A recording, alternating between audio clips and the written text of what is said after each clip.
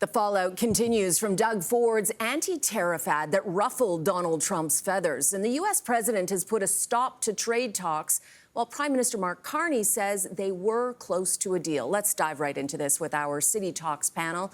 Joining me now is Jamie Ellerton, Matthew Green, and Ashley Chinati via Zoom from Ottawa. Now, Ashley, we'll start with you. Trump is mercurial at the best of times, but it does seem he's being particularly cranky with Canada. Was he just looking for an excuse?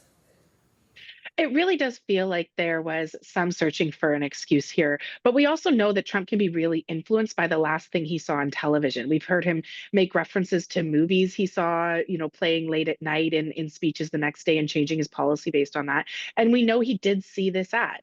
And I think that these negotiations were so fraught and so tenuous that any one thing that could tip the president's moods in one way or the other was going to do so. And I think the big question right now is, was an ad worth it, or should we have tipped his mood on something that actually would have protected a Canadian industry, whether that's a counter tariff or some other kind of measure? Interesting point. Jamie, I'm going to let you answer that. What do you think about that question?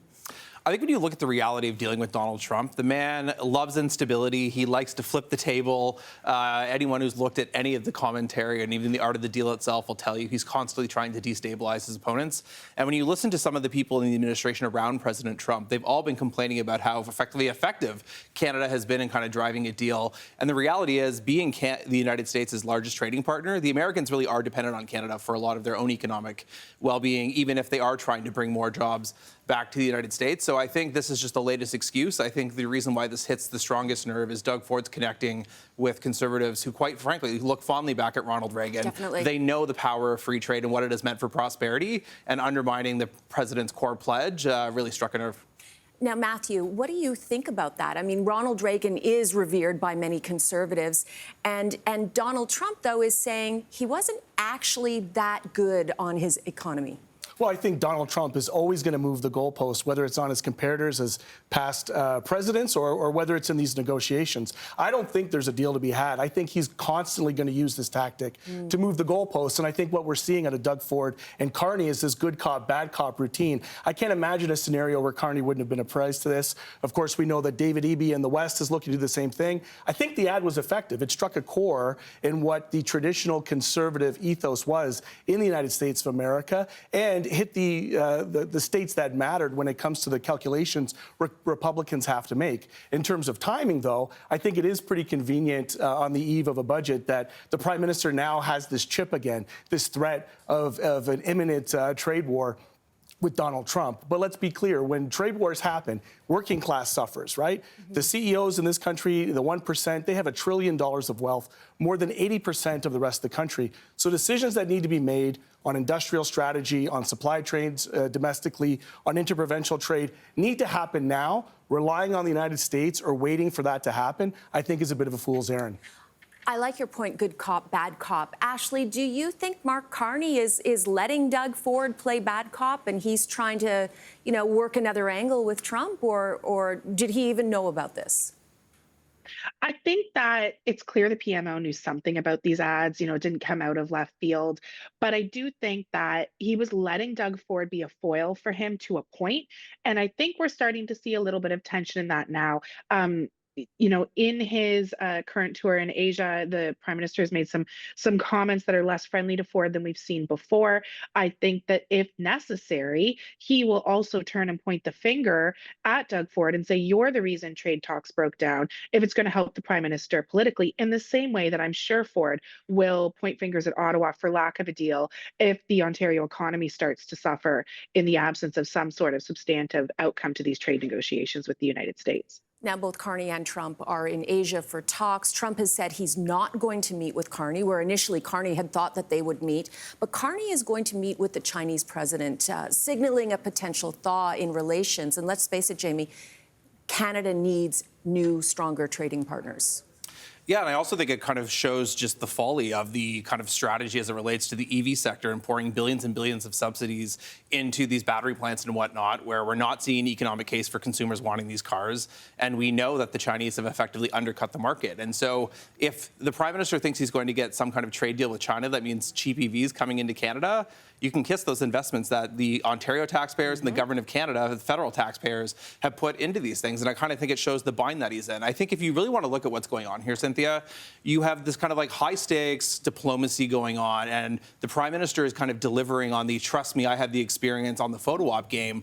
But on the substance, he's not delivering. He doesn't have a deal with the president. He's very slow to implement domestic policy that's actually going to make a difference. And here in Ontario, it's still a very costly place to do business. So rather than chasing these kind of like everything Trump, it's sucking up all the oxygen and all their attention. We need to look at what can the government of Canada and the government of Ontario do at home that makes this the most competitive place to do business, to attract investment and create economic growth that way, as opposed to thinking we're going to dump more billions of taxpayers' dollars after bad and expecting a different result. At the same time, helping other parts of the country with canola, for example. Now, Matthew, you touched on the budget, which is next week. In the State of the Union address, if you want to call it that, last week, Carney suggested short-term pain, intense pain for long-term gain. That's down the road. How do you think that's going to play? And do you think he's going to be able to pass the budget? Are your federal NDPers going to help him out here? He needs 3 more votes. I think what we're seeing out of Carney is two faces. Internationally, he is very diplomatic. He's conciliatory. He's given many concessions to Donald Trump.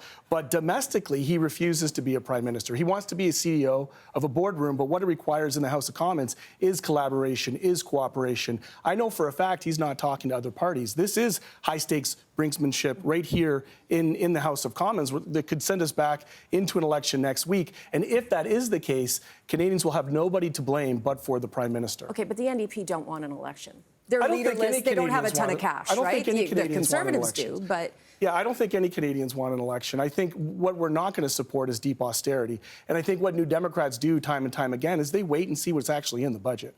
So we haven't made any proclamations whether we're going to support or not.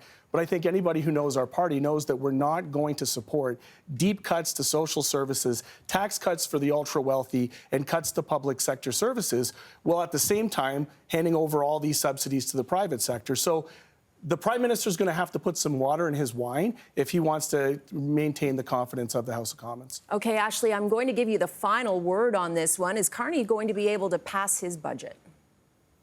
I think odds are good we're going to have the budget passed. To your point, Cynthia, the NDP can't afford an election. They don't have a leader. This is the usual kind of bluster we see from this party ahead of budget votes in a minority situation. And to be blunt, I don't think most of the Conservative caucus wants an election either. We're so recently out of one that I think if either of the opposition parties were to force one, it would fall on them. And I think that the Liberals would have a really strong case to run for the stability of a majority government when we are facing all the uncertainty of these ongoing trade talks, not just with the United States, but, you know, as you mentioned, with China as well. Okay, I see both of your co-panelists grimacing at a couple of comments, but I'm afraid we have to end it on that. Well, I'll let you, Jamie, just comment on the what the Conservatives want. I will say this. I might not agree with the premise of everything Ashley said, but I do think going back to the polls probably favors the Liberals for a variety of reasons right now. And notwithstanding the bluster that you're going to hear in the House of Commons in the lead up to that vote, I do think the budget will pass, even if it means some people have some temporary flu or get caught in the bathroom when it comes time to cast that vote. You just need 3 to abstain. All right. Thank you very much to our panel. Thank you for joining us. Great conversation. Thanks as always. Thanks for having us. For having us.